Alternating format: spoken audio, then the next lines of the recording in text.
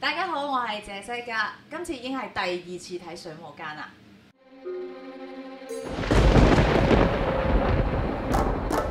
今次再睇水舞間呢，我睇到另一樣嘢嘅，就係嗰個整體性。我記得我上次睇呢，有好多幕都好容易令我記得嘅，例如有隻船啦，有盞吊燈啦，啲演員喺上邊轉嚟轉去、跳嚟跳去，咁同埋有一個廟突然間喺水底度升上嚟，即係每一幕呢，我係好準確地講得翻，因為好深印象嘛。但係第二次即係今次再睇呢，我睇到另一樣嘢就係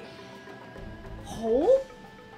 貫徹地成個 show。原來你唔好逐幕睇啊！你係貫穿成個古仔，而中間呢，佢又有俾你唞氣嘅位，例如女主角啦，一個跳舞非常優美嘅朋友啦，嚟自上海嘅。咁佢呢，嗰一啲令你唞氣位係睇完一幕幕好緊張、好澎湃，個男人呢 show 曬啲 muscle 跳晒落水，跟住你係已經覺得熱血沸騰，但係又中間出現個女主角。緩和一下氣氛，跟住又有好優美嘅演員出嚟喺水度穿插，嗰一種嘅節奏呢，係俾導演帶住我去行啊！